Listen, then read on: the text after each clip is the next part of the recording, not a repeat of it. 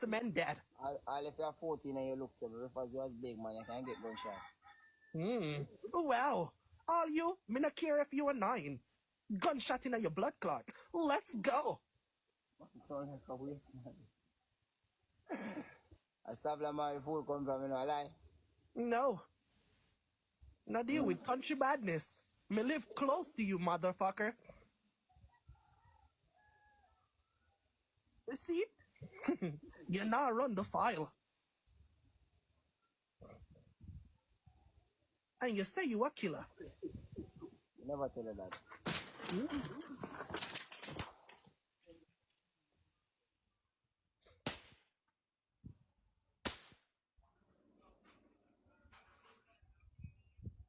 Man, this one was tough to watch. Seeing that footage of Niah, you know, the Jamaican TikToker, dying on a live stream, it's just chilling. The internet's blowing up about it, so we're going to do a deep dive into what happened. We'll be using a Yard Hype news article and the actual TikTok video as our sources. Obviously, it's a sensitive topic, but we're going to stick to the facts presented in those sources. Yeah, it's definitely a tragic situation. And the fact that it all played out online makes it even more complicated, you know? For sure. So, the Yard Hype article lays it all out. Niah was known for his freestyle raps and being part of the Niah gang. He was reportedly shot and killed during a live stream in Old Harbor, Jamaica. The news spread like crazy on social media, and the article talks about how shocked and sad other TikTokers and fans are. But here's the thing that really got me. The article mentions this video Niah uploaded just hours before he died. And in it, he talks about being rich in 2025. It's just, you know, so sad. The detail really hits hard. You know, it really shows how suddenly it all happened. This contrast between his hopes for the future and then this is... Yeah, it's heartbreaking. And then there's the TikTok video itself. It's intense, to say the least. You see Niah and another person, and they're talking about badness and the streets. Right, and that conversation right before the shooting is so important to understand what happened. Badness and the streets, especially in Jamaican culture, they often mean a lifestyle that's mixed up with crime and violence. It's a whole different world with its own rules and dangers. It's like the video is giving us this glimpse into a world most of us don't know anything about. And then out of nowhere, you hear gunshots. Everything goes crazy, you see them trying to run, and it just ends. Like right there. It's just so raw, you know, that unfiltered footage is what makes it hit so hard. It's like this in-your-face reminder of what life on the streets in Jamaica can be like and how dangerous it is. Yeah. And speaking of danger, the Yard Hype article doesn't just focus on Niah's death. There's a whole section of related articles about other violent stuff happening in Jamaica. Like a shooting in Clarendon, where 8 people died, and a police shootout in the grill. It's a lot to process. It is. Those other articles, even though they're tough to read, they give us some important context. They show us that what happened to Niah isn't some random thing, you know? It's part of a bigger, more complicated problem.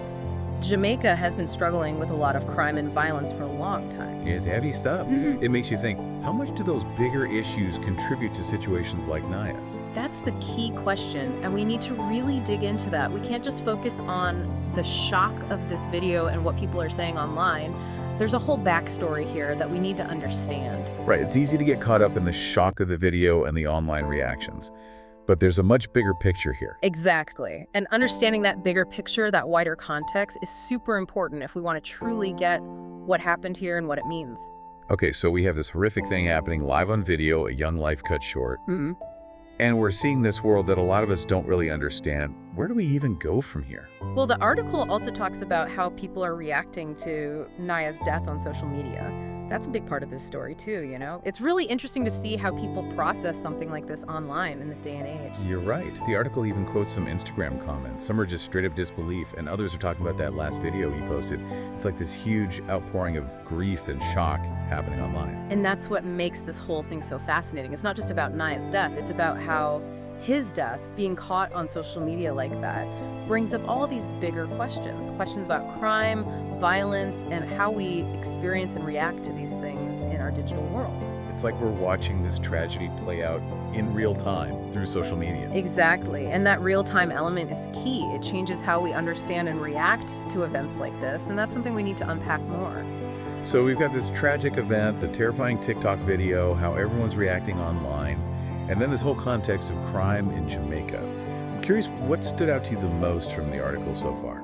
You know, what really struck me is how the article highlighted those raw, unfiltered reactions from people on Instagram.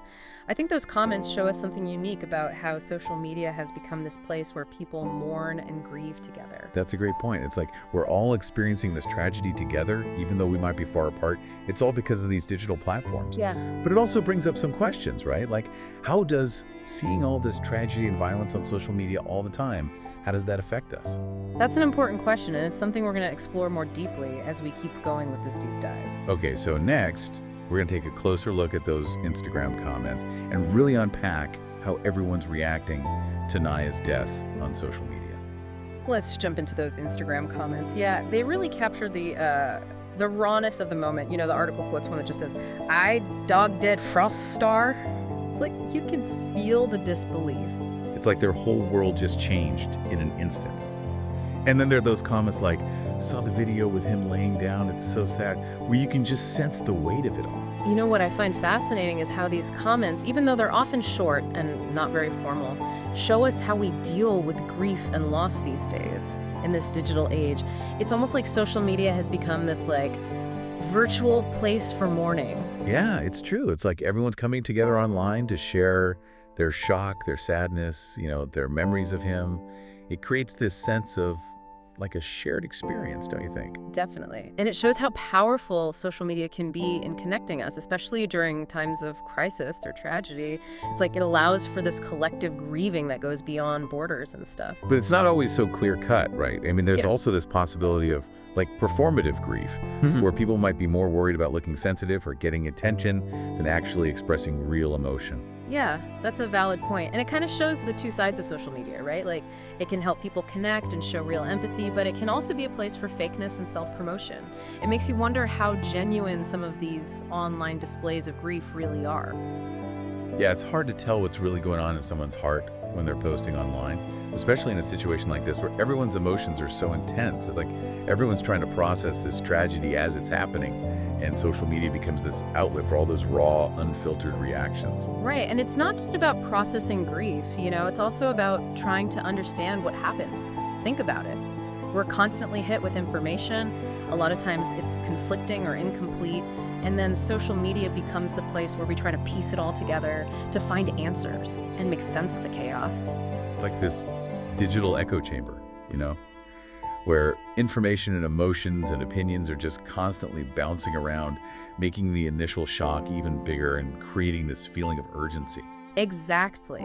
And that immediacy, that feeling that everything's happening right now, can be really overwhelming. It can also lead to a lot of misinformation and speculation. It's like we're caught in this whirlwind of emotions and information, and it's hard to step back and really think about it all.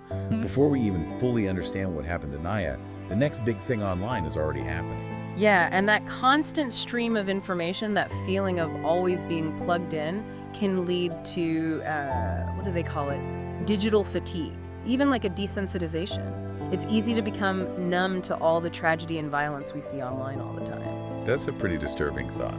The idea that we might get so used to seeing these things happen on our screens that they lose their impact, you know, that they don't affect us the way they should. It's a real danger, and it's something we should all be aware of, because if we lose our ability to feel empathy and compassion, then we risk becoming just passive viewers of tragedy instead of engaged citizens who are willing to actually face these tough issues. So how do we find that balance? How do we stay informed and involved without becoming numb to it all because of the digital age? That's a tough question, and I don't think there's one simple answer. But I think part of it is being more aware of how we consume and interact with information online. What do you mean? Well, like, we can be more critical of where we're getting our information from. We can look for different perspectives, check facts, and be careful of sensationalized headlines or attempts to manipulate our emotions. That makes sense. It's like we need to develop our own skills for navigating the digital world so we can better understand all this complex stuff online. Exactly. And on top of that, we can be more mindful about how much time we spend online and what we're looking at. We can take breaks from social media, focus on quality over quantity, and prioritize content that is informative, inspiring, or makes us think. It's like taking a digital detox, right? Cleansing our minds from the constant flow of information. But how do we make sure we don't miss out on important things happening in the world? I think it's about finding a healthy middle ground. It's not about disconnecting completely, but about engaging with information in a way that is both meaningful and something we can keep up with. So it's about being selective in what we consume, but also about being more thoughtful in how we react. Not just clicking like or leaving a quick comment, but actually taking the time to think about what we're seeing and hearing and what it all means. That's it exactly. It's about going beyond the surface and engaging with these issues on a deeper, more critical level. And maybe that's where the real value of a deep dive like this comes in. You know, it's not just about summarizing what happened or presenting the facts, but about providing context, analysis, and different viewpoints to help us as listeners really make sense of it all. Totally agree. And speaking of context, let's shift gears a bit and go back to those related articles on the Art Hype page. I think they're a really important part of understanding the bigger picture of Niah's death. You're right. We've talked about how immediate this event was, how people are reacting on social media, and the dangers of becoming desensitized online. But now let's zoom out a bit and look at the bigger issue of crime and violence in Jamaica. It's a complex issue and one that needs more attention. These related articles, as hard as they are to read, give us a glimpse into the harsh realities that a lot of Jamaicans face every day. Okay, so let's dig into these other articles. There are headlines like 8 people killed in Clarendon shooting on Sunday and 4 men killed by police in Negril shootout videos. It's really heavy stuff. It paints a pretty scary picture of what's going on in Jamaica. It does, and it's so important to remember that these headlines, they're not just words, you know? They represent real people who have died, families who are hurting, and communities that are deeply affected by this violence. It's easy to get numb to the numbers, but every single one of these incidents has a huge impact, way beyond the immediate victims. That's so true. It's like Niah's death, as awful as it was, has kind of opened our eyes to this world that many of us probably weren't really aware of before. Right, and that's what makes this whole conversation so important. It's not just about understanding this one tragic event, but about using it as a way to explore the bigger problems that are going on. These other articles, they give us a glimpse into how complicated crime and violence are in Jamaica, and they remind us that Niah's story isn't unique. Yeah. Looking at these headlines, it's pretty clear that Jamaica has been dealing with high levels of crime and violence for a long time. What are some of the things that contribute to this? Well, it's complicated and it goes way back. Poverty, inequality, the lack of opportunities, those are all part of it. And then there's the whole issue of gang violence, which is often connected to drug trafficking and other criminal activity. It's this tangled web of problems that are all connected. And that article about the police shootout in Negril, that brings up another layer, doesn't it? It makes you think that there's this lack of trust between the police and some communities, and that can lead to even more violence, like a cycle that's hard to stop. You're exactly right. When the police and the people they're supposed to protect don't trust each other, it creates an environment where violence can easily take over. It's a vicious cycle, and it shows how badly we need systemic changes and solutions that come from within the community itself. It's like all these different problems: poverty, inequality, gang violence, distrust of the police, they all feed into each other, and it creates this incredibly tough situation. And it's easy to feel overwhelmed, like there's just no simple answer, no easy fix. You're right, there's definitely no quick fix. But I think just recognizing how complicated it is, that's a really important first step. We need to move past simple explanations and really try to understand the deeper systemic causes of these issues. So how do we even start to tackle these problems? I mean, we're just 2 people having a conversation. What kind of impact can we really have? Well, I think the first thing is awareness.